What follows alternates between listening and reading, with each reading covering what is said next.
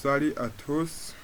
Aujourd'hui, nous allons voir comment on peut importer les données à partir d'un fichier existant dans une machine vers une table dans une base de données créée dans PHP MyAdmin.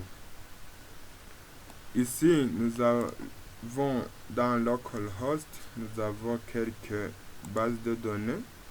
Toujours on travaille dans la base de données student, c'est là où que nous avons une table que nous avons créée.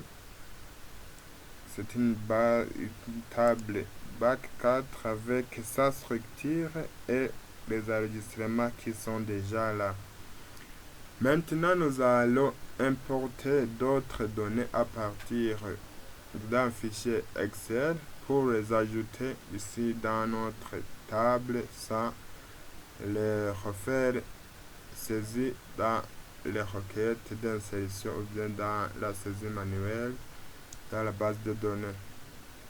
Alors, comment nous allons faire pour importer ces données?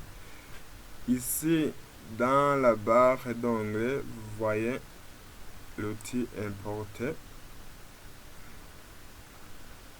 Si vous voyez l'emplacement, le fichier à importer, c'est l'emplacement. Si je vais choisir avec l'encodage UTF-8, il y a d'autres types qu'on peut choisir ici, mais nous allons utiliser ça.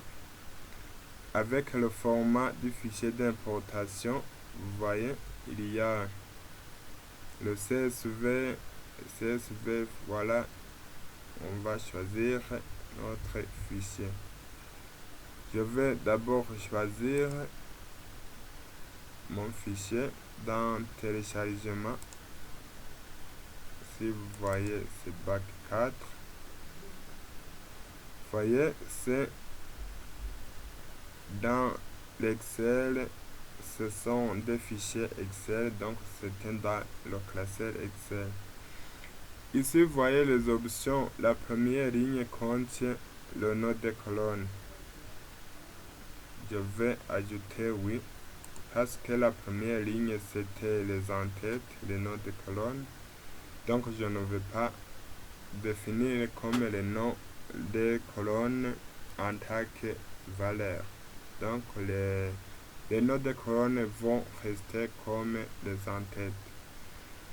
Je vais exécuter ma requête. Vous voyez en cours de chargement. Vous voyez le message. L'importation s'est terminée avec succès. Des requêtes exécutées. Vous voyez ici, il y a la requête exécutée. La création de la table if not exist. Donc, si la table n'existe pas, elle est créée avec succès. Avec l'insertion des valeurs dans la table ici. Vous voyez les requêtes insert into. Je vais voir dans l'affichage. Ici dans l'affichage de la table, vous voyez les données qui étaient dans le fichier Excel maintenant sont dans la base de données. C'était dans le téléchargement. Ici dans Download.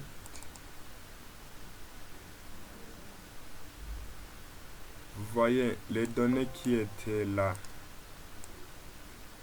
Les valeurs qui étaient là maintenant sont importées dans la table, dans la base de données. Donc, au lieu de saisir les valeurs, il faut plutôt importer directement à partir du fichier Excel ou bien un autre fichier vers la table dans une base de données pour la facilité de la tâche et la rapidité de la tâche. Merci beaucoup.